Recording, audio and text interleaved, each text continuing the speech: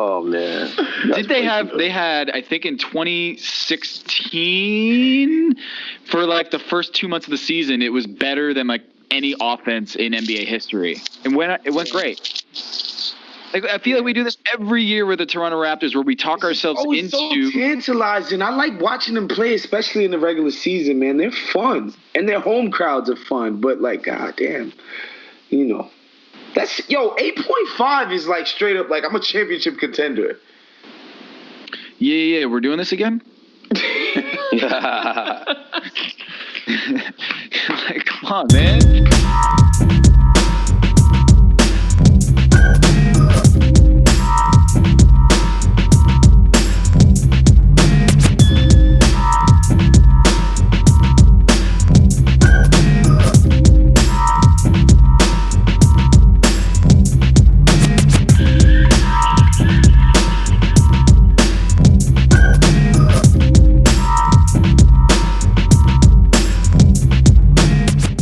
Welcome to a Tuesday edition of the Basketball Buds.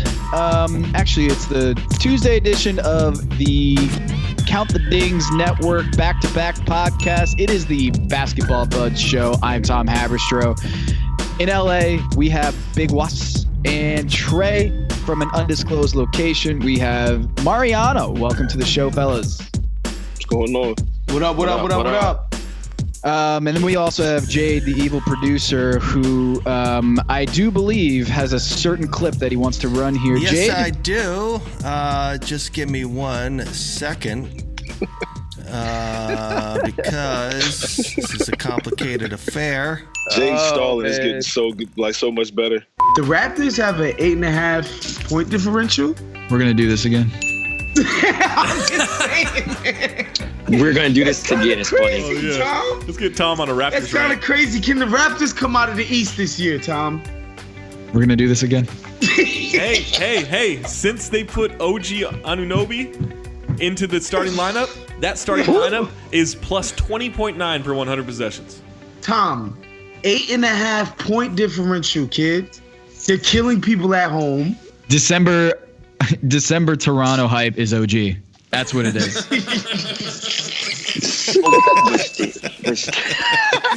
Yo. Still, the fact that Ross said who is OG was funny. Because Tom's saying the December thing. I thought you said that right now, Tom. You are a fucking psychic. Oh, man. That's funny, man. Oh, we remember it like it was yesterday. At least I do. Waz, what happened? Dude, everything happened. They once again couldn't stop LeBron. That's what it boils down to. Like, they cannot guard the Cleveland Cavaliers for the third straight year in a row. Top 5 defense in the NBA. Doesn't matter. The Cavs had like a 120 offensive rating for the whole series. Not even like they won every game, so you can't even say just in the win. The whole freaking series, they're killing these guys, man. They can't guard LeBron. Obviously, when the Cavs go 4 or 5 out or whatever, they can't guard that. Even when they take JV out the game, they couldn't do anything with anybody. No Kyrie Irving, Kevin Love with one good hand, Rodney Hood quitting on the team. Doesn't matter. They still get swept. It's disgusting. Yo, you know what? You know what I want to do right now, Jay? I want you to throw in a round of applause right here because I want to say, you know what, Toronto Raptors fans, you were right. This is not the same Raptors team. You know why? Because this team lost in 4 instead of 6. It's not the same team. It's a brand new team that got their ass whipped again. And here's the thing. I called Kyle Lowry, because how are we still believing that this dude is the answer for the Raptors? Like, how? Why do we keep doing this every single year? Nah, the only reason why is because of Bieber inflation of the All-Star shit. Once he became an All-Star that first year, everybody's been sold on it. Like, Lowry, playoff Lowry. And here's the thing. The funny part is, like, he's talented, right? But if that shit is only going to get you here, I feel like they've peaked. They bought in PJ Tucker that one time, and they're like, oh, he's going to stop LeBron. It's like, nah, he's not, though. And, like, this year, it's like, nah, it's a brand new team. They're focused, and this, that, and the third. You won all those games, got the number 1 seed just to get sent home. Like, this is why every year we talk about this. I don't want to hear this nobody believes in us type of shit because You give us a reason to not believe in you every single time. You got swept. I couldn't even make an excuse for my boy DeMar DeRozan, man. Dang, man. Yeah, DeRozan was bad. He was bad the whole series. Minus saw it 74 He with saw it him on coming the in game floor. one. Minus 74 with DeMar DeRozan In 4 on the court. games. In 4 games. goodness, It's impossible. It's so hard to beat. The fact that LeBron James scored, did you see the comparison? It was LeBron James versus their backcourt. And then, like, it equal out to, I think LeBron James might have scored. Did he score more points than them or score as many points I don't by think itself? quite. Yeah, I think he had more assists. More he assists. had more rebounds, and he had just about as many points as that all-star backcourt that everyone wanted to believe, right? Listen, man. For the last 3 seasons, the Toronto Raptors get bounced from the playoffs by the Cleveland Cavaliers.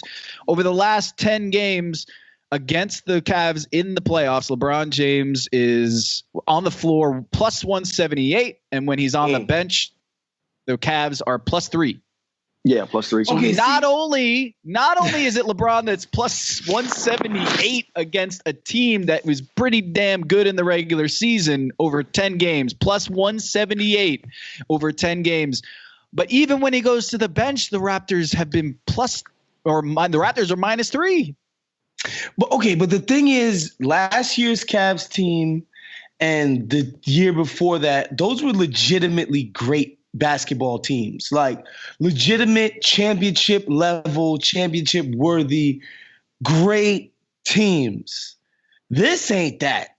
Okay. Right. Like, this team is cool. Like, they're a good team. They have one of the best players ever playing at a really high level for them. And just that alone, and they have, other good players, whether it be a guy like Kevin Love or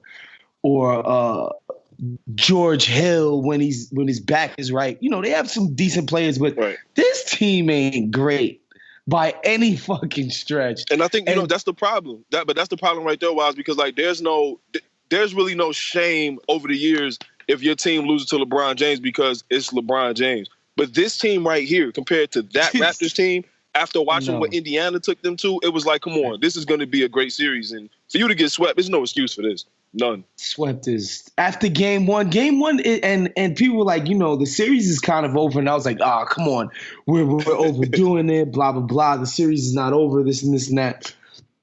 As soon as game one was over, it was over. Like their body language had all changed. DeMar DeRozan's face at the end of that game told it all. He was just staring off in his face like, God damn, this happened again. Did you see the mashups of JV's face after every LeBron fadeaway from game two, where he's just putting his hand on his head, he's covered his face, he's snapping his head back. It's just, oh man, so bad.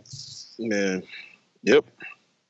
What was it? What game was it when DeMar DeRozan said we thrive after adversity? After game, I think it was 2. I think. Yeah. Game 2, he said that. We thrive off adversity. Every single guy on this team, we thrive off adversity. We've been in tough situations before, and sometimes when you put in a tough situation, that's what brings the best out of you. Yeah, I mean it's been like over the last 3 seasons against LeBron, against the Cavs, DeMar DeRozan is 0 for 16 from 3 in the series. It's, that was the thing was he had a nice hot streak during the season from downtown, and people got really excited over this new Raptors team. Dwayne Casey might win Coach of the Year because of the retooling, the new culture, the bench, all that. But I can't believe that in this series, DeMar DeRozan had 9 points total from 3-point land and the free throw line. That can't happen.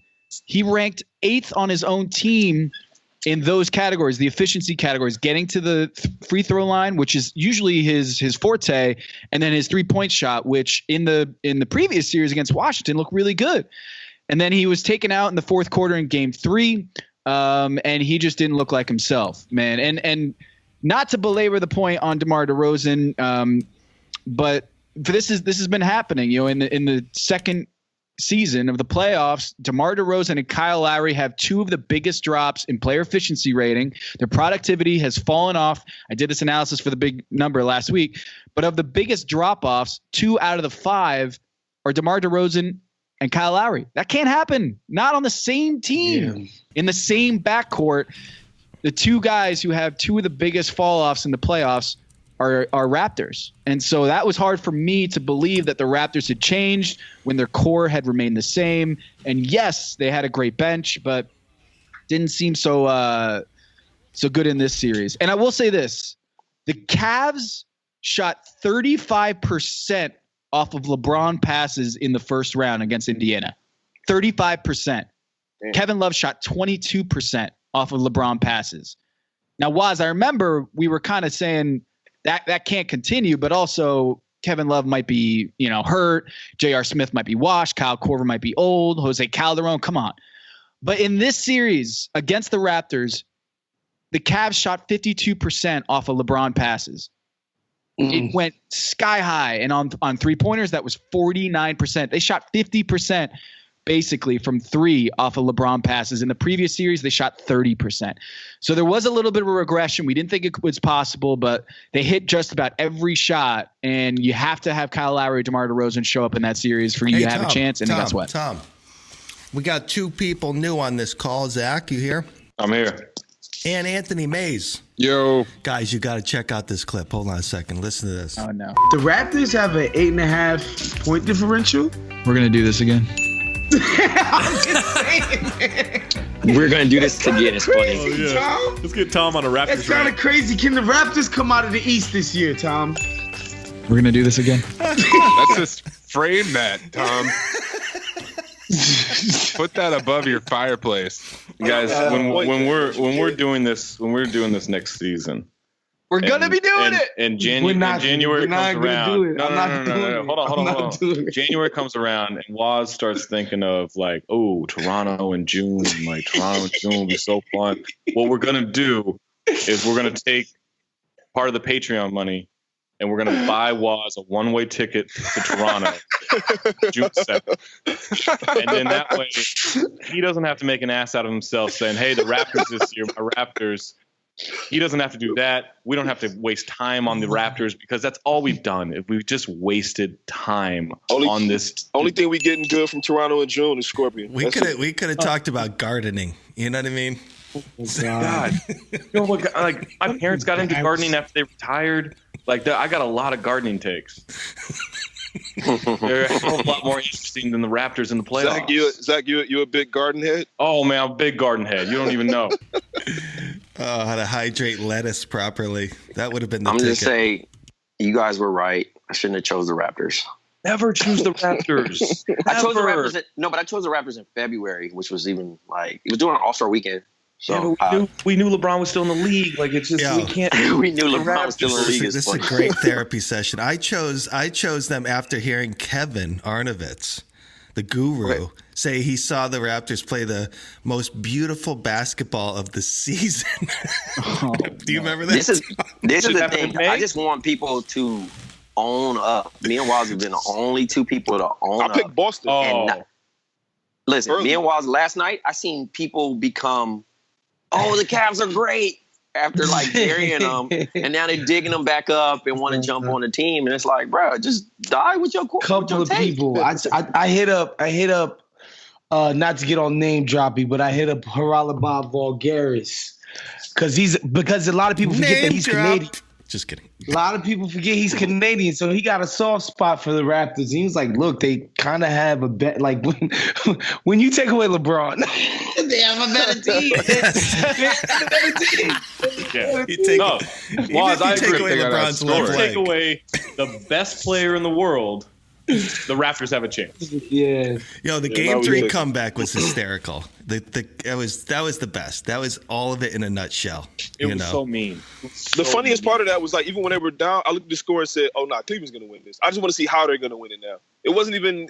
It's just comical at this point. Last night was just a beatdown, a pure, utter beatdown, a bloodbath, and then JR goes on the West Coast Sports Center No. He was on SVP. Scott Van Pelt. Yeah. And Van Pelt was like, yo, it kind of seemed like in the third quarter, JR was like, yeah, for a team that was facing elimination, they didn't show any of the sense of urgency. I was like, wow, J.R. Smith's calling you a quitter.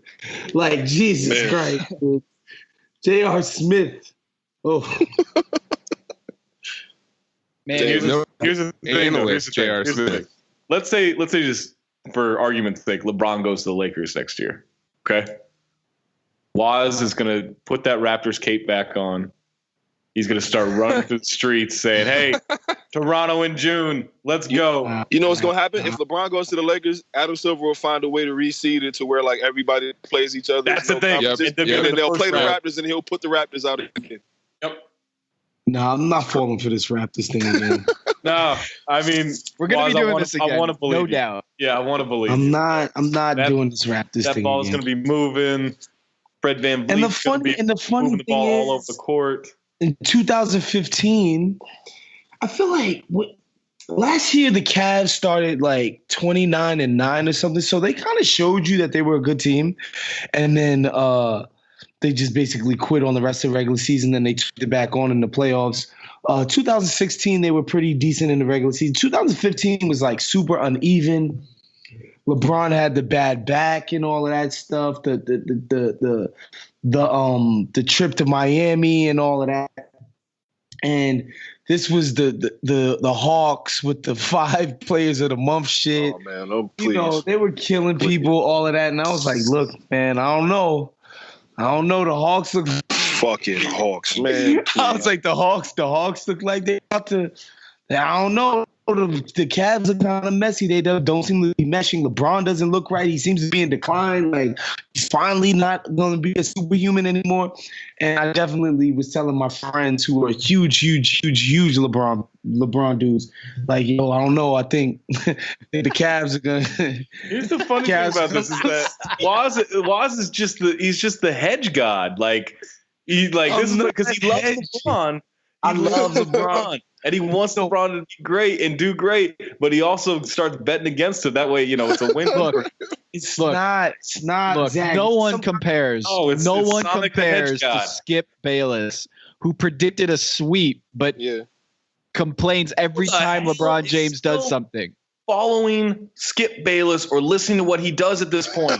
It pops in my timeline, man. I'm sorry. Man, because everyone was like, who could have possibly predicted that the Cavs would sweep the Raptors? And of course, Skip Bayless did. You know what's funny? Skip didn't predict it. He said it to be different and get attention. That's what he did. That's not a prediction. That's a troll job. Oh man. No, that's a hedge job. That is a supreme gardening hedge job, because either way, he's right. Either way, he predicted that LeBron was going to collapse or that the Raptors were going to collapse. Either way, he was right. All right, so last night, a few days after DeMar DeRozan said that they thrive after adversity, they get the worst playoff loss in Raptors history. Actually, no, that's not right. In 2016, they lost by 38 points, and that was after LeBron said, I don't think that was an adverse situation losing 2 straight and going 2-2. LeBron says it's not an adverse situation, and that's when the streak started. They lost by 38 in that game. They lost by 35 last night. So it begs the question, guys. Do you blow it up? I don't think you can. No. What's the point? I don't think Tom, you blow what's it up. the point of blowing it up? I would move Lowry and try to get something for him, and then start DeLon Wright and keep VanVleet as the backup. And I try to move DeMar. You don't blow up a team that finished first in Nah. the East. Isn't that wild. Isn't that bad for business? But hold on. People are actually trying to fire fucking Dwayne Casey. I don't think that's his fault. You don't fire Dwayne Casey. But this is like saying, oh, you got to keep the Clippers together. They're the Clippers of the East. They've peaked already. Like listen, you hear everybody talk about Dame and CJ, and Wall and Bill, and this, that, and the third. Like, they've peaked. I didn't want to see the Clippers break up either. So it was time. I think the Clippers broke up like 2 years too late. Like, it was time for them to break up. Like, way. Yeah, they broke up. They just were still living together. Yeah, they were exactly. It was like 2 months left on the lease, and it was like, all right, we just gonna come in and now we're gonna see each other. Whatever. We're gonna still date who we want to date, but it's pretty much a wrap. So I mean, I don't know. I feel like you said, not necessarily blow it up, but it's a wrap. Throw a W in front of that team name next year. It's over. From the jump, it's over. I'm not buying none of that shit no more. I don't care if they go 82-0. I don't want to hear it. See, here's the thing. No. Like, Trey, I want to know, how much does this loss weigh on players where, like, next season, like, I feel like Kyle Lowry, DeMar DeRozan are going to feel like what I felt like this year. Like, we're going to do this again. We're going to play through 82 games, just get our asses kicked in the playoffs. Like, I feel like that's just emotionally, like, they got to switch something up. I don't think they should fire Dwayne Casey. I don't think that's it. But I do think that they, quote unquote, need to shake things up, because I can't imagine how draining it must be to do this again and then go through another regular season with the kind of like existential dread hanging over them. Well, in all honesty, I don't see them making too many moves, because I think, despite what they went through as far as regular season success, like Fred VanVleet gave a hot take saying we killed teams and show up in the postseason, and I'm like, bro, like, that's the whole point. It's the postseason. Like, it's not about the regular season. Like, you know what I mean? And I think they're content right now. They have no winners that know how, knows what it feels to be like over, you know what I mean? Like, to be successful. And right now, like, I'm looking through their roster, and I mean, they have pieces, but I don't think that gets them, you know what I mean? I don't know what their cap situation is looking like, but obviously it's not good. That's what I'm saying. So yeah. At the end of the day, they would have to move JV and Kyle Lowry, because DeMar's not going anywhere at this point, unless he requests a trade or the fans just turn on him. You know what I mean? Like, it gets really bad over there. But I don't see that happening. You know what I mean? Because he's too beloved in the community, and then they're like, going for, you know what I mean? Like, the Raptor fans, they're disappointed on social media, but they love their team. So it's like, remember when we were like clowning the Oklahoma City Thunder about their loss, but they're beloved regardless. Like, it's like, hey, thanks for playing. They get the like Park League championship trophy. You know what I mean? Like, they're not really, it's not a failure in their eyes. You know what I mean? Except DeMar, because DeMar's competitive. You know what I mean? Like, he really wants to win. But as of the past 2-3 years, Lowry didn't show up, but Lowry actually had a decent series against the Cavs besides like the last game. You know what I mean? Like, he didn't disappear. Normally we have the playoff Lowry jokes, but he wasn't good enough. Like, George Hill actually snapped his ass. Like, and that's always the story with him, man. He looked way too much like Chris Tucker in Money Talks me to take him serious. That's funny. In the big picture too. So. He like Jalen Ramsey to me, but if they can move, like I said, they have so much depth at the point guard position that if they can move Lowry, and it's $30 million, and it's $30 million and get something back, because I seen Lowry for Mike Conley Jr. and what is that? Back to Memphis? That doesn't do anything though. Like, that's just it doesn't. But the status quo, Zach. Like, I don't see it. Isn't that just more money? Isn't Conley have a longer deal? Conley's more money, but I mean, they feel like that would be a better option at the point guard, like an upgrade, I guess. Well, I liked what you were saying about, starting DeLon Wright. And yeah, I mean, he's still cheaper, and you know what I mean? And you still have VanVleet. I know they were super high on Norman Powell, and then he just kind of... I was just looking at Norman Powell. So they extended him before this season, and then he basically got played out of the rotation, and now he's going to get paid $10 million next year. That's crazy. They got gassed off the summer league, though. Well, no, he was really good last year. Yeah, totally. Yeah. I'm with that, but like, now he doesn't play for them, and he's a $10 million player. But here, all right. So the kind of what Tom was talking about, like JJ Redick talked about this after they lost to Portland. When Griffin got hurt and Chris Paul got hurt, basically saying like, this is a daunting task of, you look at it and you're like, okay, now we got to get ready for the season again. We got to get through the regular season. We got to get into the playoffs. And then we got to start dealing with all these things of like, essentially he was saying like, we have to figure out like, is this an inherent flaw that we can't overcome, or has it just been bad luck and we'll eventually get good luck? So I think the mentality of it is exhausting. Like the mentality of being in this position year after year after year, I think is just mentally taxing on any player, because they're not going to look at it the way we do. Like Tom, you're saying like, are they looking at it as like, oh, we can't get past them? No, they're going to have confidence that they can get past them, right? They're going to say like, hey, next time we get through this, we're gonna be there. But it's the idea of getting back to that point. That's a lot of work. It's not just, okay, we get through the season and here we are. Like, no, they're preparing for the season like they do all the time. They're preparing game for game for game. Like, it's really showing they're showing a level of focus every time that wears on you to the point where when you get back to the playoffs and the littlest thing goes wrong and it feels like what it did before, man, I bet that just like, I feel like you got to feel like you're in quicksand. Like the more you struggle, the deeper you get. So what is it about the Raptors defense that they can't defend? Is that they're going against LeBron? This is going against LeBron. They had nothing to throw at him. Like OG did his best. OG did a decent job. That's what I'm saying. Like I'm not going to cook him. Siakam got torched, but he wasn't playing bad defense. Yeah, LeBron's just a lot better than him. Yeah, he was just better at this point, man. Like I think Siakam's actually going to come out on the other side, and he's going to be a really good player and a really good defender in this league. Yeah, but this Siakam. This young going against year 15 LeBron. I don't know if you've heard, Tom. He's in year 15. He's getting. I have to hear one more fucking time about year 15. Right. This is crazy.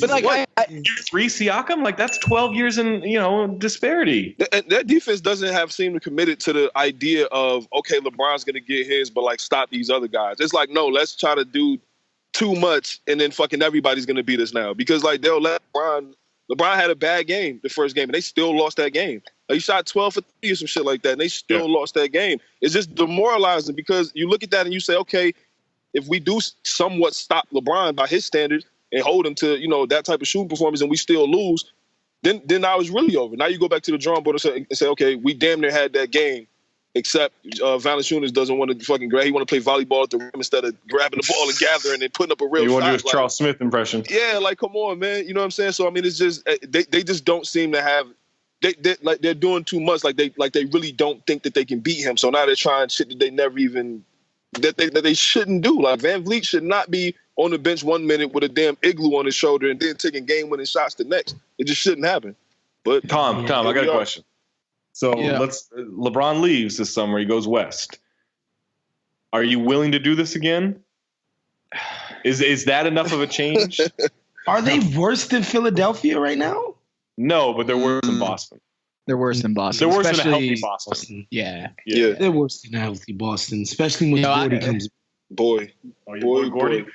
Bob Voulgaris and Nick Wright have been talking about this over the last 12 hours or so, is the idea that you have two of your best players in the backcourt. It's very hard to win, playoff games with that situation. I'm just going to throw a stat at you guys. DeMar DeRozan and Kyle Lowry on the floor in this series, the defensive rating with those two guys on the floor was 129. Woo. So you have two guys, score first players in the backcourt, undersized. And I know DeMar DeRozan isn't like undersized for his position, but your two best players hogging about $60 million are giving you nothing defensively. I mean, DeMar DeRozan had 3 steals this entire series and 15 fouls. Okay. This is really hard to win in like when all the lights are on and teams can scout you and teams can, target you defensively. Like it's a whole different ballgame with those two guys on the floor. 129 defensive rating. I think one of those two guys aren't going to be Raptors next year. I don't think that they're going to keep it going. I just don't. I do wonder if there's a stubbornness. I don't really think Masai Ujiri is a stubborn guy, but I do wonder if there's a stubbornness of no, we can get this done with this group. You know, the funny thing about that, Zach, is remember this was supposed to start as a tank, a rebuild. Right. And they started pawning off assets, and then the team started winning. And I was they were about to trade Lowry, weren't they? Yeah. Wasn't there like a Knicks Lowry? Yeah. And then it was like, well, if they're gonna play this well, like, in that clip where, I said that stupid thing where I thought we could believe in the Raptors. 8.5. Yeah, the 8.5. Like, just go back, and look up any team that has an 8.5 point differential. Yeah, by the 8.5. The big number was 8.5 because they were going to last 8.5 games in the playoffs before we knew they were good. You know, and it's like, how do you as a GM, and especially for a city like Toronto, they haven't had many contenders, winners, you know, like just say, this team is overachieving. We're not going to add pieces to it. We're not going to believe in what we're doing here. Well, and this is the best Raptors team we've ever seen by far. By far. And it's still, this is the ceiling. Like, there is ceiling is the roof. The ceiling is the roof. And that roof is short. The ceiling is the roof. The ceiling is the attic. Oh, man. Well, all right, Waz, let me ask you this. Is with this team, do you think title contention is the definite goal? Because I don't think it always has to be. It could just be, we're going to win 55, 60 games every year. We're going to be the Hawks. We're going to be their revenue. Goal. They got to figure out a less heartbreaking way to lose, though. If it's not going to be. Like I've said this a lot lately. There's no shame in losing to LeBron. It's the way they keep losing to LeBron. It's just, you can't just lose to the same guy the same way after all that success before every single year. Like, they got to find a way to lose to Boston or something in the conference. Like, it's got to be something else to justify this. It can always be missionary. Like exactly, you gotta switch up positions. That's it. You know what? That says so much about what we think of this team that if they lost to a different team, we would be like, you see, that's where you're at. Now you go in the right direction. Yeah, if they had made it to the conference spot, let's say they beat LeBron. Let's say they sweep LeBron, right? Like, this Cleveland team falls apart, and then the Celtics just wax them in the next round. Oh man, how would we be cool with it? We would be cool with it. They got over the LeBron hump. They got over the LeBron hump. That's right. That's what. Wait, who you talking about? The Raptors? Yeah. Hell no, that should still be a failure. First, listen. As much as they were number one in the East for a long time. Hell no, that shit's a failure, dog. It's finals or bust. In 2019, they'll have. So this is not even next season. The season after that, they have $33 million going to Kyle Lowry. They have $28 million going to DeMar DeRozan. They've got $10 million going to Norman Powell, and then another 10 in 2020 and another 10 in 2021. Norman Powell. 23 to Serge. They have $23 million to Serge in the season after next, and then 17 to Jonas Valanciunas. So they are locked into this core. Holy shit! For the next Miles, 2 player years. Option, $9 million. 40-year-old Serge. Yeah, see, the last year was the summer for them to break it up. They could have let Kyle walk, they could have let Serge walk, and they could have rolled with the young guys and built a new team, but they decided to triple down on both of those dudes, and now they're stuck with this team for the foreseeable future because no one's taking those contracts. Tom, I just looked it up. That $33 million to Lowry, that's $42.7 million Canadian. I don't know what that means, but that's a lot more. That's a lot of paper. A lot of Hortons. A lot of paper, man. It's a lot of Monopoly money. So, Waz, what is so your membership card? You ripped it up? Like what? You're done? You're not part of the Raptors organization? You should light that on fire like it's a Gordon Hayward jersey. I'm still Raptors Nation, man. I still got to ride with all the people. You know, because people were tweeting me like, yo, man, appreciate the support. Usually people are just dumping on us on Twitter. So I got love still for the Toronto fans. Waz has to ride with them just for the fact that he said Raptors like myself at one time. Like, he has to ride. Once a Raptor, always a Raptor. That was supposed to say Raptors fans. Like, walk that back. Walk that back. It was supposed to be a little bit less ridiculous, but like when I saw that, like that I called myself, and people were like, "Wow." Oh shit! Oh man, Raptors. That's what I told. Raptors like myself is the new I've often said. That's what it is. Raptors like myself. I can see that, man. Though, Maze. I'm glad you brought this up because Kyle Lowry. No wait, it wasn't Maze. The North, man. Kyle Lowry, Mike Conley swap. That's interesting. Conley has one more year. But isn't it a bigger deal? Isn't it more money overall? It's one more year. Why would Memphis want to do that? Do they just think that Lowry's not Lowry, that Conley's not capable of being healthy anymore because he's way Lowry. Like I mean, I don't know if he's way better. I don't think Memphis fans are making that trade. No, but Tom, he's actually played incredibly well in the playoffs more than one time in his life. Like, you know what I'm saying? Like, in the regular season, sure, you could be like, they're comparable players, but not in the playoffs, dude. Like, Conley's way better than him. Why would I want Kyle Lowry? Right. Because you're trying to lose if you're Memphis. I've got 3 quotes. Gotcha. I got 3 quotes right now. One's from a podcast and 2 are tweets. I already tweeted my congratulations to my younger self for picking the Toronto Raptors to make it to 2018 NBA Finals. Big Waz. And then, let's see, on February 7th, 2008 at 1:59 p.m., Big Waz tweets, I noticed at Talk Hoops didn't hit up my ats about my Raptors mopping up the floor with the best team in the East. # We the North. Then April 29th, 12:46 p.m., Big Waz tweets, Pacers have a run in them and will single-handedly save my Raptors finals pick. Oh, man. They had a run in them, but didn't save the pick. Yeah, unfortunately, they ran right into LeBron. That's what that run went. Look at your receipts and tell me when Waz said, I still believe. Oh. Like, when was that? It was after game 2 or after game? It was after game 1 or 2. I was like, nah, man, they're gonna take a game. They're gonna inch back. No, they just got pummeled. Yeah, this is. I think the only thing I said was that the Cavs would be okay earlier in the season, but then after I chose the Raptors, I just stuck with it, dog. I think everyone. May 3rd, 2018, 7:08 p.m. Big Waz tweets, I still believe. I remember that. That was like someone tweeted back with a LeBron gif. 5 days ago. All right, so I think everyone needs to like hit the reset button, the Men in Black neuralizer.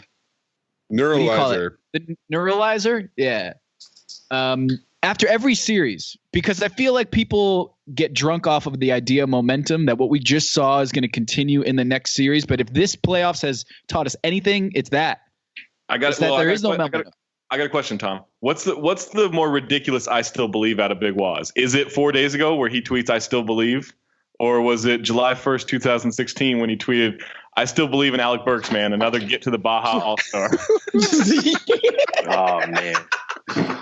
Oh, shit. I might have sold my stock in Alec. You know what, Waz? I can't fault you on that. I still kind of believe in Alec Burks, too. Like, every time he blows by a really good NBA defender, I'm like, yo, this guy has something here. I'm cool. Waz is still mining. He breaks his own ankles more than he breaks the defender's ankles. He falls down all the time. But, man, we saw the Pelicans just destroy the Blazers, and then the Warriors come into town. It's like, oh, okay. And then the Cavs go to 7 games against the Indiana Pacers. 2 days later, they go against the Raptors, and it's a wrap.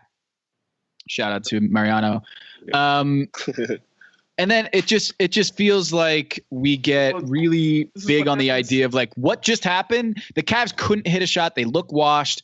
And then, look, I just tweeted this earlier today.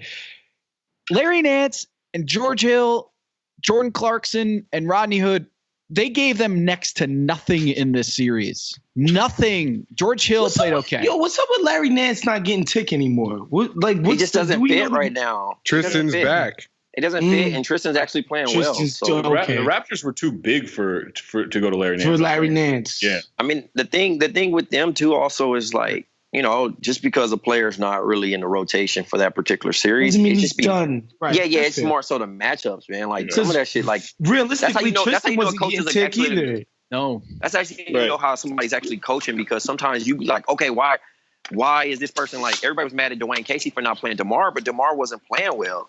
So right, yeah. What can you do? You know, like you can't just put him under fire because still he's trying not to win the game, so I don't have my best player in. That's crazy. Best player's playing like shit. Like, but nobody believes that. They just look at it like, oh, that's the best player, so he should be on the floor. Nah, if you're stinking it up, you got to go with the guys that got you still in the fight. I just see Larry Nance as somebody that if they're gonna even take a quarter against Golden State, he got to play. Well, he made, like I said, he may work himself back in the rotation. That was the same thing about Rodney Hood. Everybody made this big deal about Rodney Hood refusing to go in. Obviously, when he got there from the trade, he thought he had a different role, and he's been passive aggressive, so he needs to step it back up. He just apologized this morning. Yeah, he thought he was going to be in a much bigger role going into the season with Utah. And then Donovan Mitchell was Donovan Mitchell, right? And that kind of took away all of those opportunities for him. And I don't think he handled it well. And he probably went into Cleveland the same way, thinking, all right, fresh start. I'm in. I get to play with LeBron, all this stuff. Well, and then Kobe Altman told him his role was going to be bigger than what it was going to be. Right, exactly. And I just don't think he's handled all that well. Like, I'd like to see where he goes this summer, if he goes somewhere else, how he handles that, and maybe he can have because I still believe in Rodney Hood. Like, he's my Alec Burks. Like, I'm a big Rodney Hood guy. Like, I think that he can thrive. Yeah, he's restricted, right? I keep waiting for the moment. Hopefully it comes. Yeah. Nah, he's just one of those dudes, man. Like, I don't know. As a player, I've been in a situation where, like, I feel like it's a disrespect regardless. But I mean, he's a pro, so it's different when you're like, okay, you're not going to throw me garbage time. Yeah. You know what I mean? Like, I'm a better player than that. You know what I mean? But has he shown himself to be a better player? He's not in Cleveland. And that's why he apologized for it, because he was just like, you know what I mean? Like, if that's like Zach being a GM and he traded for me, he told me like, yo, you're going to have a bigger role. He still hasn't been, you know what I mean? Like, this is the thing. Your bigger role is to help LeBron reach the finals and figure it out. You're not going to be 1B, and that's what Rodney Hood thinks he can be if he got the opportunity. Yeah, but I think he could have the opportunity to be a 1B on this particular team. Like, that 1B role is up for the taking. But he was still, he was still good though. Like, he was still putting up numbers. Like, I think they were sort of empty numbers, but this season in Utah, he was putting up almost 17 a game. He was shooting 38.9%. And that's why he came in thinking in Cleveland, like, hey, y'all gonna find a way to make me work. Like, always on the outside looking in, you feel like, okay, cool, I'm getting to go play with LeBron James, a better team, a different atmosphere. I get to show what I got. But it's like, nah, some of your game gets limited. If Zach's a 3-point shooter and he gets acquired by the Cavs in February, if Zach's a slasher and a 3-point shooter, they're going to be like, nah, Zach, we just want you to shoot threes. You know what I mean? Like, your role has to be diminished when you join the Cavs. It's not like, oh, okay. Obviously everybody was yelling out Minnesota Kevin Love, but that's just a flash. He's not going to be able to do that all the time. No, he can do that in certain matchups. I think as a perimeter player, your role doesn't have to be diminished on the Cavs, because they literally have no other person who creates offense besides LeBron. Breaking news. The Hornets have finalized a deal to make James Borrego their new head coach. James Borrego.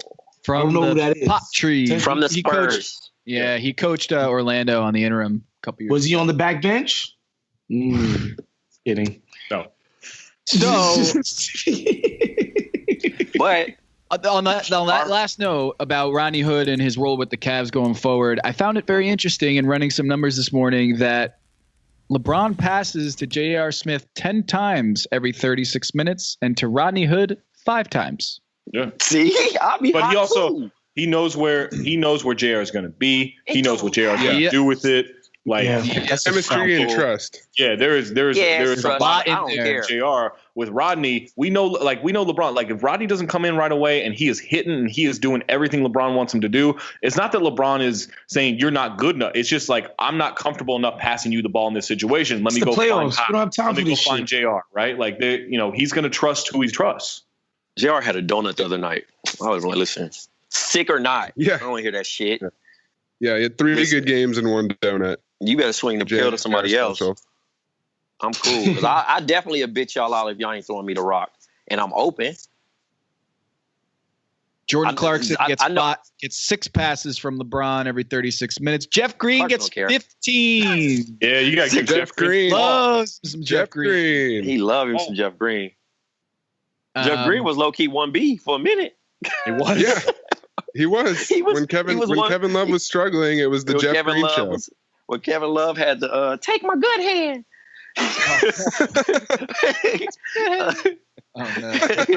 Jeff Green would show up and do his thing, man. So, I'm happy to see Kevin Love surprisingly a flash of him being back.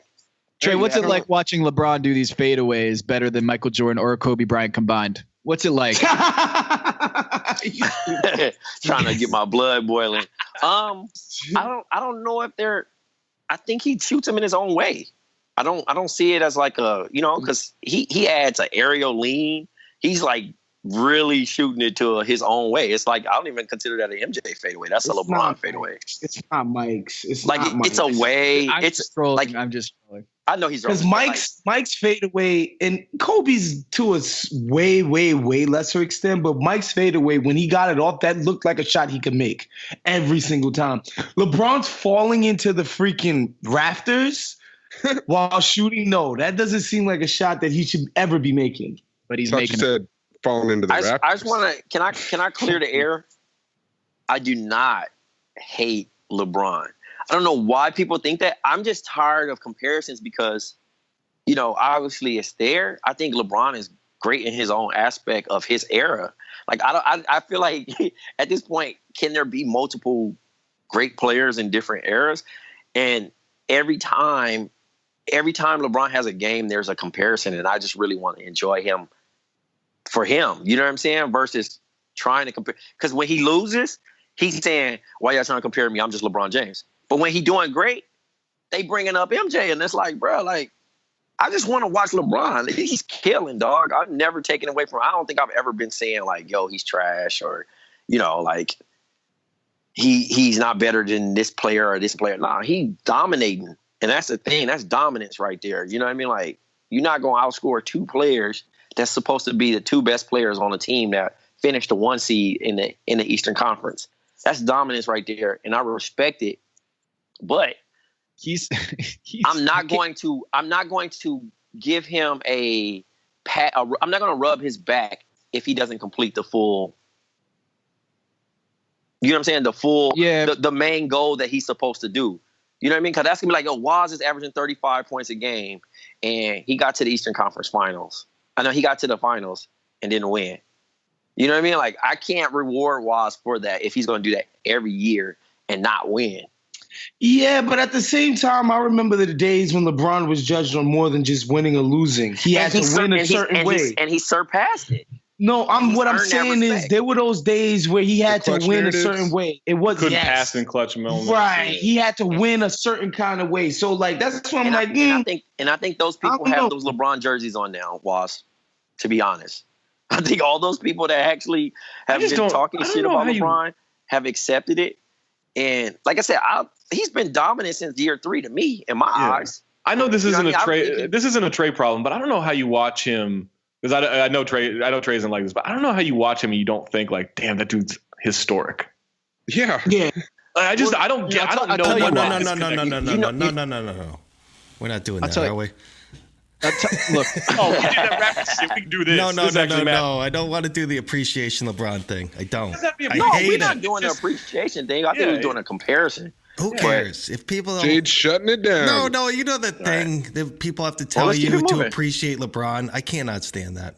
Fine. Right. Stop telling me. Coach was a 10-20 all-time record. They're going to lose a third of their game. They're only going to win a third of their games.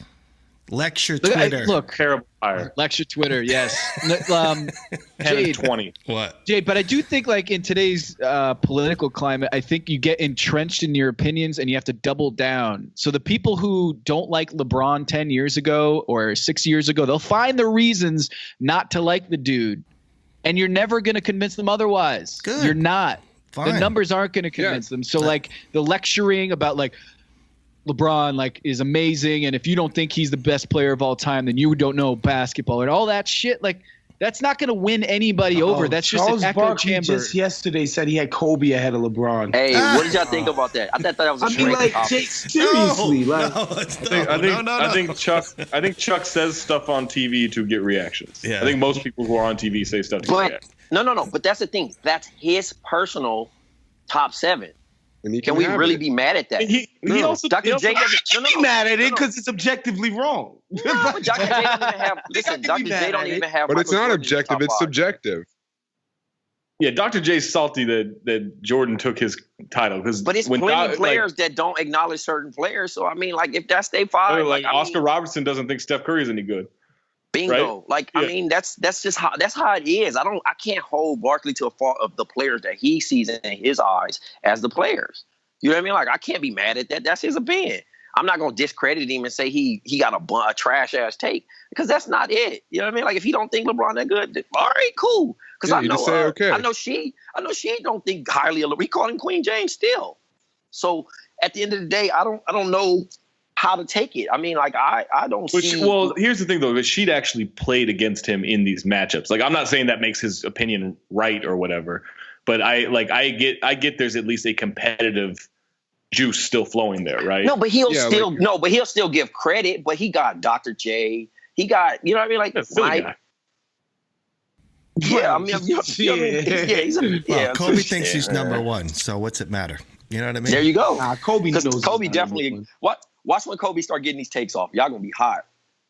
I really like what Kobe's doing with that detail thing. I liked it the first time it was Sebastian Pruti's career that got him into DeMar didn't watch that shit. I haven't seen it. I don't even know how to see it. It's play breakdown stuff that people have been doing forever. It's pretty good, this is coming from Kobe. Is it like Kobe was saying they need to like post up like Rudy Gobert. I don't know how good it is. Are they at a desk? He did a third one? He was talking about, I think at one point there was like a Donovan Mitchell one, and he made some comment about Gobert. Yeah, I missed that one. The only ones I seen was himself and then DeMar DeRozan. And he exposed the fuck out of DeMar. And I was like, God damn. Because he's saying DeMar works too hard to get a bucket when he could easily. Yeah, he definitely does, because he takes the extra dribble. And that was the same thing LeBron said in the press conference, like, it was missed opportunities they didn't make, which I just took over. Like, I knew. Like, okay, cool. He didn't find it. It's like playing dominoes and you have 30 points in your hand and you didn't call it, or you didn't get the points. And it's like, all right, he didn't call it, so I don't care. It was crazy. NBA.com has LeBron with 13 dunks in the postseason so far. I felt like he had 13 dunks in the last two games. Dude, his dunks last night was dunks really a thing? I don't know. I'm on the breakdown of his shooting right now, and it says he has 13 dunks. I'm always impressed with the way he sprints back on defense. I'm like, really? He's fucking flying, dude. Oh, yeah, flying in the third quarter, late. Hey, flying. Jade. If you had Kevin Love getting back on defense as your last line of defense, wouldn't you sprint back too? He's so spry. Is that the word? I think most of those players play fast, though. Anyway, especially guys, we got to move on here. We had so much more to do. Do we? I mean, that was fun. That was fun. I know, but Jerv's been waiting on the phone for about 50 minutes. Oh gosh. Yeah, Tom, didn't you have a rundown with no Raptors in it? I know, that was a joke. That's all I'm saying here. You give me a rundown. Part of the joke. Thanks for explaining my punchline, Maze. Listen here, I got some messaging to do. Shout out to Daniel Montrose, who sponsored Zach and Tom's quote Toronto shit the bed so hard / LeBron owns Canada / so sorry was therapy session. Daniel Montrose, thank you so much for that. Also, I did want to shout out some Patreonians, because that's what I do. Still time? Filling time here, Jade. It's not a Friday. By the way, that's a sponsorship in the waiting. Filling time? Yeah. This moment of silence is brought to you by Jan. How's everyone's day going? Don't even. Let's see. Pick what you need. Justin Chun. Oh, by the way, Sarah the pharmacist upped her pledge. $20 a month from Sarah. Wow. Thanks, Sarah. Thank you for your patronage. Justin Chun, Jesse Dos, Jack Reed, Wyatt Tierney, Samir Batu, Andrew Carlson, Jonathan Ramos, Joe Roger, Shake Martin, Alex Hall, Ty Lisky, Alex Repinet, Bo Madsen, that's our guy. Paul Schroeder, Timothy Barreto, Brandon Cabrera, another friend of the show, Julian Jarvis, King Keefe, I love that name. King Keefe, that sounds like some good Keefe. Justin Wong, Scott Underwood, Dan Jones, Faye, not just Faye, Larry Suarez, Matt, Simply Matt, and Alex Keene. Now, guys, I'm looking at some Migos tickets. Migos coming to my hood May 18th. Looking on SeatGeek. Migos. Who is this Russ? Who's this Russ fellow? Westbrook. He's like a white rapper-ish, singer-ish type of cat. Westbrook. He's a really King of Prairie's on tour with the Migos this summer. Russ. Nah, he ain't, he ain't from the prairie. Migos with Russ, section 500 row double N, $86. Section 500. J. Cole just announced that he's going on tour with Young Thug, Jade. Did you hear about that? Ooh, I did not. Hey, A few people are off the loop with that. Is that was that unexpected? It's just his last album. Some people who don't really pay attention would say that he's coming at the type of rapper that Young Thug is on it, which I wouldn't agree with, but some people would say that. So for him to put Thug on the bill is pretty cool. So it's his way of clarifying that he wasn't doing that. So right. Expect a mid-show brawl there. Section 500, Tom, I got a 6.9er on this one. Nice. See what I did there? It's pretty nice. Pretty nice. You had a what? I had a 10.0 yesterday and I pounced. Oh, nice. What'd you get? Yeah. I finally got the Hall & Oates tickets for late June as a post-finals celebration. Actually, that's gonna be fire. I should look into that. That's because we have SeatGeek, the app, on our phones, and it is the easiest way to be found tickets. We can be anywhere. Just a few taps can instantly find seats. Tap that app. Tap that app. Saves you time and money by searching multiple ticket sites. Gets you the most bang for your buck by grading every ticket based on value. Every purchase is fully guaranteed. Our promo code is B2B. That's the number 2 between two B's for $20 off your first SeatGeek purchase. All right. Now let's get to the man of the hour. That means been waiting for an hour. Mr. That's a lot of unsponsored Kush rips. That is the Trust the Process hotline, coming to us all the way from Philadelphia. Philadelphia? I'm not even sure he's still there. Pennsylvania? I'm not even sure he's still there. I wouldn't be leaving for an hour. John, I'm so sorry. We took a long time reminiscing about the Raps. Wow. This guy. You can't be serious. The Up and Smoke tour? You can't be serious, Jervay. What's good? You can't be serious. You cannot come on here after your one measly victory and take a bong rip. You can't be serious, brother. Shout out to Trust the Process, bro. Shout out to Nabil Zuberi, who sponsored the Trust the Process hotline. He also sponsored yesterday's Mariano's return, which I forgot about. He wanted me to let Mariano know that he's his fave. Anyway, how you doing, John?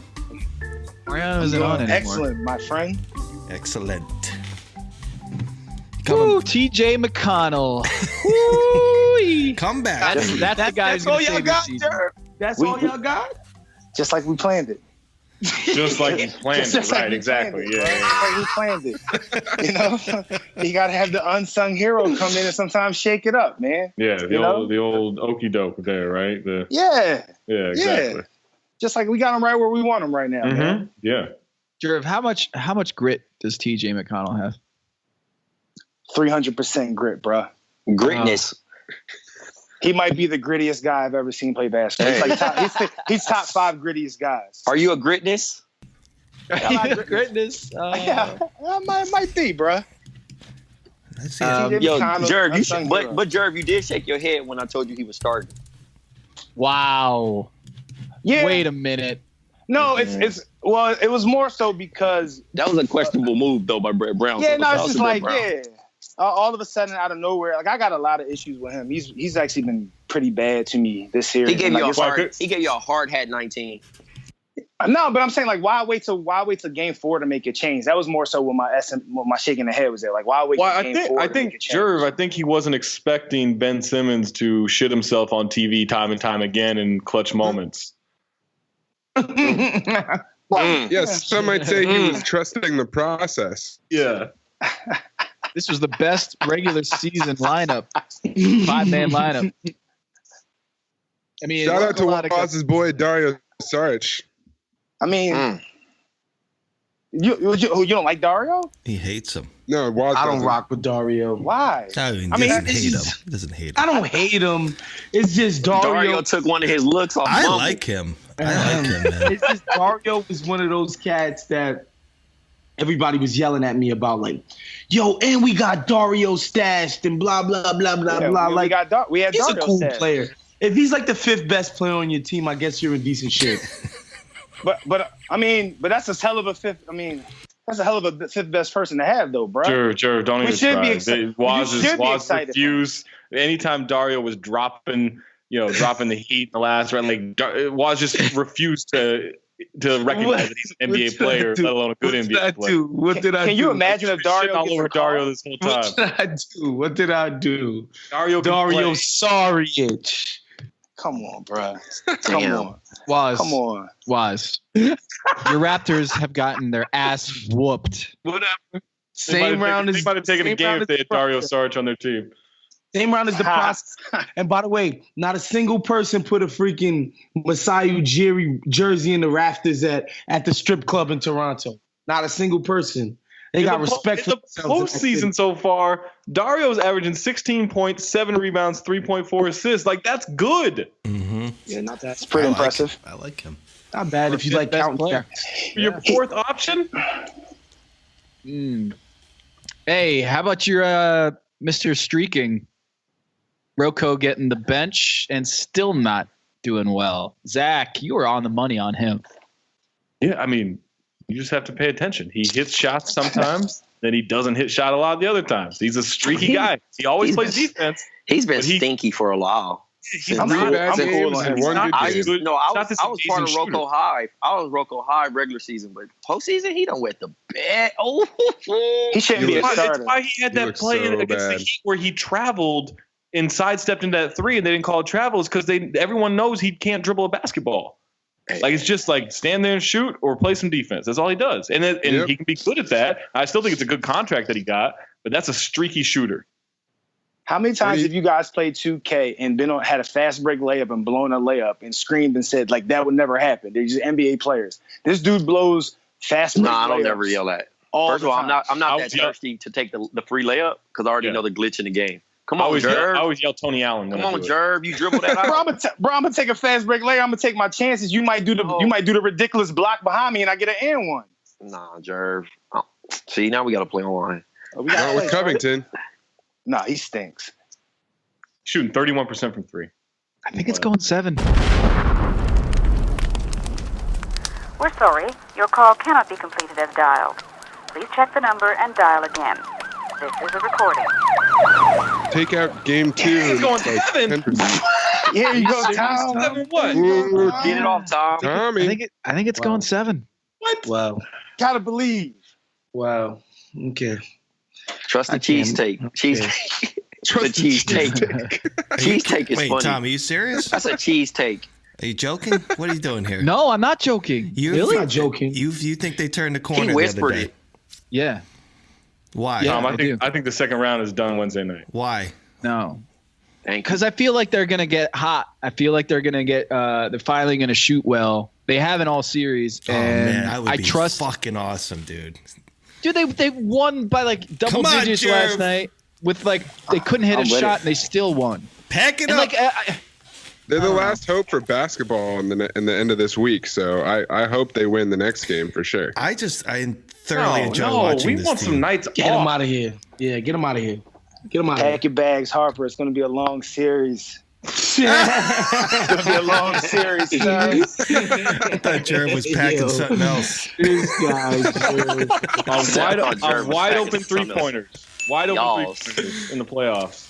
Covington, 20%. yeah, Open dude. 3-pointers. We That's just his did this job. with the Cavs. We That's just did bound it to with the change, Cavs. though. What happens when we get streaking, Rocco? You Guys, know? they shot 7 of 26 last night and won by double digits. Imagine if Heard they you. actually just hit their shots. Heard you, my boy. Brett Brown called Tom, timeouts last night and and stopped the runs. plus- That's the difference. I know this Utah shit over. Outta here. Plus, Morris fired up our guy, Joel. Fired him up. 3-0. Anybody fighting that Utah shit? No, the West is done. They got 3 injured guys in the rotation. Zach, take the cape off. Take the damn cape off, Zach. Wait. I'm still waiting for Game 7 of Thunder Jazz. Hold on. I can't really I can't analyze this Rocket series until I know the Thunder series. I'm a Bulls fan, brother. But I'm tired of this series. This shit boring. I'm ready for it to go. Like what? Of course it's over. So that would have changed it? It'd probably be 2-2 right now. Yeah, absolutely. Hell, the Rockets will still win the series, but I'm cool. You keep shitting on the Jazz all you want. They're better than what you think they are. They're better. I didn't say they're not good. I'm not saying they're not good. I'm saying the Jazz are really good. The Jazz are really good. I don't think I've ever said they're not good.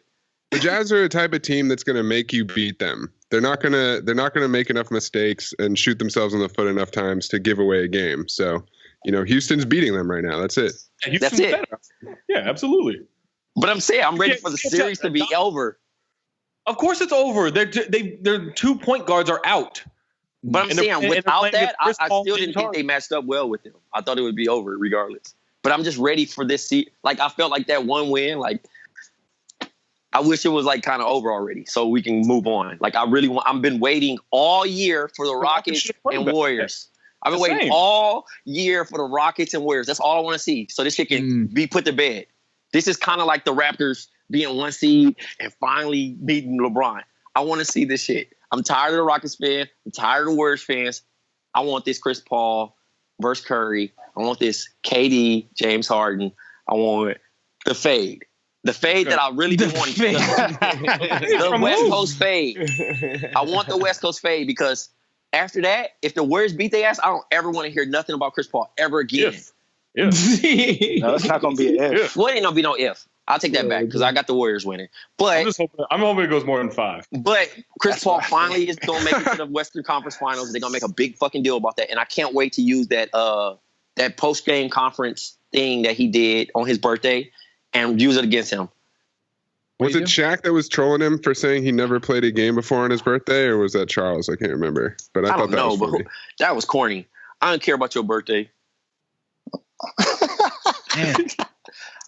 Listen, the lovable loser will continue to be the lovable loser. Trey, you strike me as the dude that likes seeing him dribble the ball off his leg at the end of games or make those ridiculous passes. I loved it. I loved it.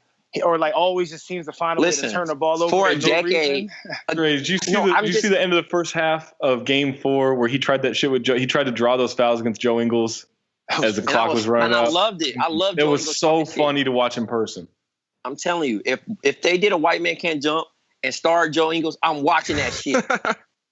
That'd be a spinoff because now every Australian guy in the gym, good luck.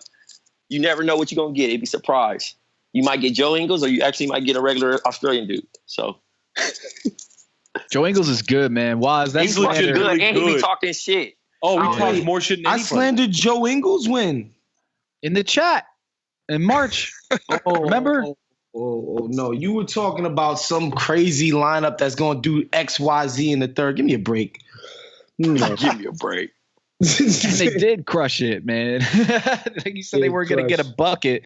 And I said, when Joe Ingles gets 25, I'm going to at you. And I did. He got 25 one game. It was 27.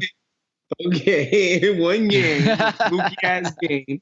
He turned into goddamn Steph Curry out there. One game. He's a 44% three-point shooter the last 2 years. 44%. He was doing it off the bounce. Guys draped all over him. He ain't that good at three, Zach. Come on.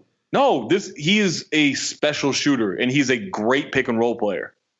Like, he's legitimate, and he's a good defender. Like, he's legitimately good. Like, he can't be a number one, number two for his team. Joe Ingles is a dope player. There's no doubt about that. He's legitimately good. Yeah. Fuck with Ingles. It's just how I fuck with Gordon Hayward more.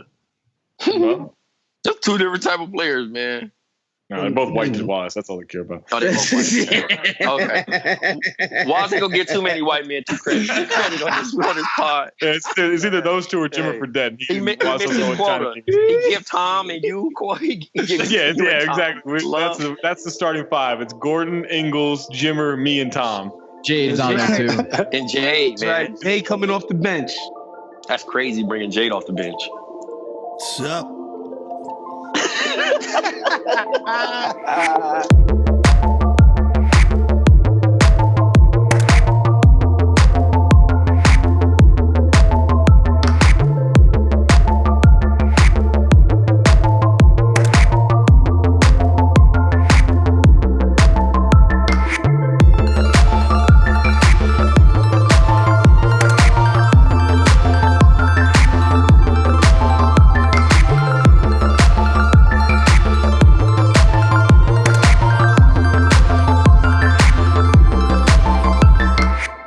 You got something for me? No, I'm just playing draft. Are you with? I mean, are you getting some good picks? All right, so what's tonight? We got The West. We got Playing the West. some draft, baby. Yes. How do we like Steph so far? Do we like him enough back. to? Are you going to draft him number one? He's back. I'm he's back. back. I'm here. I'm here. KD looks pretty locked in, so I think he's the number one right now. But yeah, it's crazy. Yeah, after that text message. Oh man, Jade, am I banned? Am I banned from your draft? I just sent it out. Called it. I seen it, but I didn't touch it. I left it alone. Back. Man. No, dude, I'm red hot. I am red hot right now. I'm red hot. red hot. You want to challenge me? It's Ramus Manners at Play Draft promo code B2B. Don't get crushed by the pros. Come play me. Crush me. Crush me. Crush me. I got it. That sounds like you're trying to distract somebody. Sound like you know what I've been doing lately? Trey, is I go 3 people and I'm doing the $3 3 people. See, there you go. That's a warm up right there. So you lucking up for the victory. I got Anthony Davis 61 projected. Ooh. I'm currently Allen Iverson at a gambling table. I'm down. So I got to get back up. I was gambling too big, man. Oh, really? You were doing $10 Trey's a games. high roller now, dude. He's just throwing out $10 games. Let me just tell you, for the people out there with that all right, I'm going Kevin Durant. It's fun. Like, you do the $2, $3 games. Then you're not gonna take Brow? No, he's already gone. I had the 3rd pick. Oh, okay. What about here? What about Draymond Green, Drew Holiday, or Chris Paul, or Rajon Rondo, or Donovan Mitchell, or Steph Curry? Don't Rondo. Or Clint Capella, my new favorite player in the world. Capella. I'm gonna go. That was cool. I'm going Chris Paul. Yeah, I think so. You need centers. There aren't many, but on games with 2 nights or with 2 or nights with 2 games, like they're not centers. Unless Draymond's a center. You know what? He's not. Shit, guys. Wow, I ended up with Steph Curry and Anthony Davis. Guys, I took Draymond Green. And I got Donovan Mitchell. Wow. Wow, you're going to win. Yeah, cool. We back, baby. We back. Sizzlers. We going to Sizzlers. We back. By the way, Andrew Leskowitz. Jade, can you please say the following? Sponsored by @Andrew_Danger Jr. Do dope shit and support people following their dreams. Shout out, count the dings. Andrew Leskowitz, thank you so much. Love you, man. Thank you. Thanks, my guy. Thanks. Motherfucker, somebody took Joe Ingles. I'm hot. That's crazy. I never thought in a day I would be actually upset that somebody chose Joe Ingles. Inglis. He reminds me of the guy. Do you ever see Fargo? That's how I used to say his name. You ever see Fargo? Yeah. Which Fargo? The movie. Yeah. Whenever I see him, he reminds me of the killer guy, the guy with Buscemi. Stormare. The white hair. Peter Stormare. Great actor. How about Stan Van Gundy? You doing that? Yeah. All right. I gotta go to the pun. Too. I gotta go to the pun master himself. I didn't come up with that. No, it was like 7 people that kept tweeting it out, and I'm like, okay, I get it. I thought Zach was the first person to do it. Where are your Stan Van Gundy puns? What's your power rankings? There's Stan Van Gundy. We got Stan Van Dundee. Stan Moving Van Gundy. Nice. Someone hit me with sacrificial Lamb Van Gundy. Ooh. Wow. Build a wall. Yeah, that was a sneaky. Build a wall, Van Gundy. Build a wall, Van Gundy. Stan Van Gundy. Van Gundy. What about Stan is highly questionable? That's what I'm rooting for. Oh, let me. Just hearing the word band reminded me. I was with Tim McMahon, Band McMahon, this weekend. Yeah. Shouts to Band McMahon. Baddest dude in all the land. That's Baddest dude in all the land. Did you say that's an insane person? He Guy's a nut. He is a walking insanity. I love that guy. Wait, was there a finish to that story? Was there a story there? I can really. It was a lot of Should we go bossa nova? Just quick bossa nova. Shit. It was a lot of. You okay, Jade, on this, or is that too much work? No, I got Nene. It's my center. Go ahead. Oh, yep.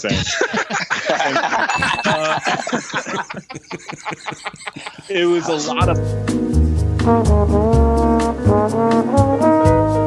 Really? Oh yeah, man. Wow. Yeah. I did not know that.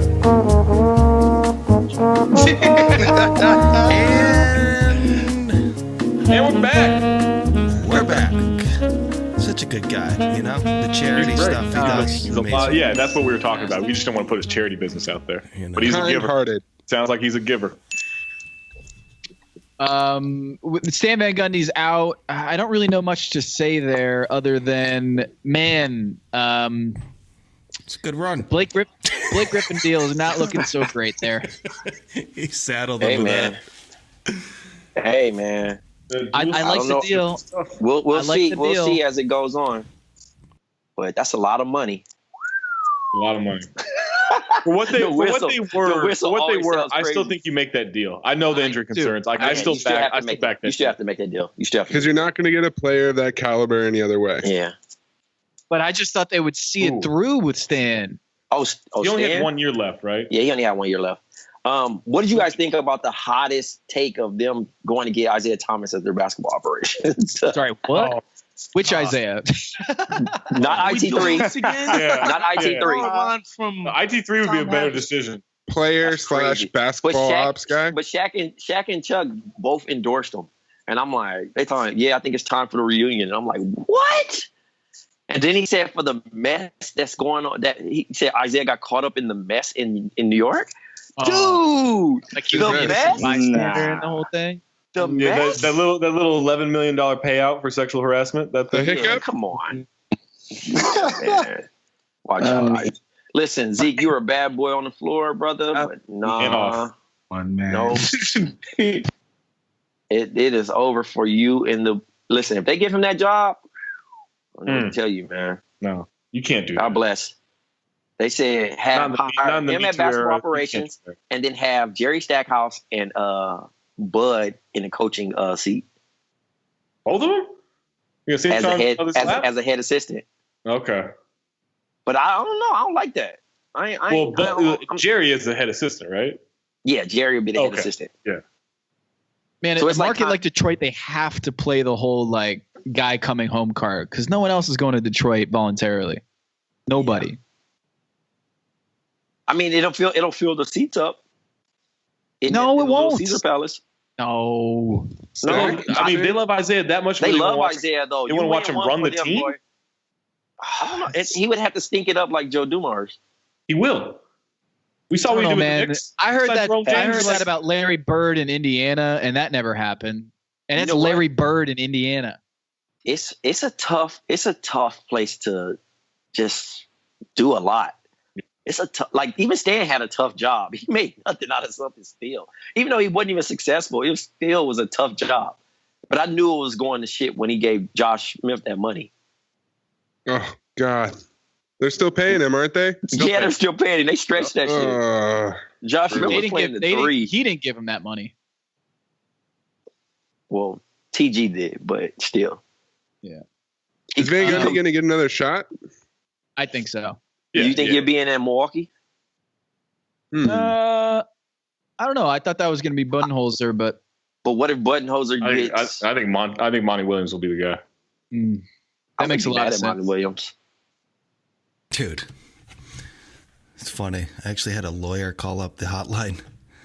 Oh, what do we do? Oh dear. Okay, so Bossa Nova, let's go. No, about the Becky Hammond thing being like a discrimination thing. It's for me, and I sent it to him. So whatever. Oh. It's just very interesting. I never thought about it. What about Nancy Lieberman? That's what she said. Let's see. I'm going to I got nothing, guys. Nothing. Don't forget about Nancy Lieberman. Shouts to Nancy Lieberman. I'm about to like I said yesterday, man. Guys, got to keep these short. I do have a couple messages, but they're literally like 4 minutes long. Yeah, we can't have that. It's got to be under 40 seconds. Is there any way for you to have it cut them off earlier? No. Anthony Canton, the third, too, left another message, but Anthony, you're done. You're out. You've left too many this week. You got to take a break. Did he have 2 messages on Black to Black? No, he was on Black to Black. Oh, he was on it, and I think he had a message. He did? I'm pretty sure. Good God. Yo, that's so funny. Fred VanVleet had basically the Alonzo Mourning GIF. Sorry. He did. Hey, the quote, we pretty much shredded every bench in the NBA in the regular season. We just didn't get it done in the playoffs. Kind of true to our team in terms of underperforming when it mattered most. Oh, man, that's hard. I guarantee you when Jerry Ferrara imagines himself on the NBA court, it's that guy. VanVleet. I don't like the second V in his name. I know, right? It should be VanVleet. It feels like it should be VanVleet. Is that a Canadian name? No, I think it's probably Von. Dutch? It's some, yeah. It's probably Dutch. VanVleet. I know he'd be hot. See, I hate to be my teammate because I have a whole bunch of jokes. Oh, that's interesting. He took his mother's name. VanVleet. He's good though. I like him. Is that interesting? Trey's hilarious. I mean, I don't know. That shit common in the hood. Shit common. Cool. So it's his. He obviously didn't take his stepdad's name. That's who's listed as his father online. What's his stepfather's name? Joe Danforth. That last name ass. Fred Danforth. Yo, VanVleet might be better than Danforth. He would if his name was Fred Dandorf. He would not be an NBA player. No, he probably wouldn't even be an NBA player. No. They wouldn't His even. name should have been Fred Van Danforth. He would have been during his 10-day. He wouldn't have made it. Even summer league, he would have been a walk-on college. Like, yo, he has grit. That's a grit last name. That's gritty, man. VanVleet is gritty too, though. Yeah, VanVleet is gritty. There's some gritty ass last names, man. Oh, jeez, man. Fucking grit. Charles, if you wear number 12, man, my son, if I ever have a kid, they gotta wear number 12, man. If I see that my son can't shoot, I'm gonna have him taking charges. Kevin diving for basketballs. Evan Turner definitely can't shoot. Yeah. Shout out to Kevin Ollie, man. He used to take that mustache off, detach it, and hang it up. That mustache, man. Oh, boy. Best mustache in NBA history. He would put that Zach on fly Short's tape. got a little tighter. Yep. He would hang that on fly. He would hang it on the fly tape at night. Oh my goodness. Kevin Ollie had the same mustache as the dude that used to get Rocky and Bullwinkle. Oh my God. Rocky and Bullwinkle's coming back. Shouts to Rocky and Bullwinkle. Really? Yeah, on Amazon. I think it's brought back.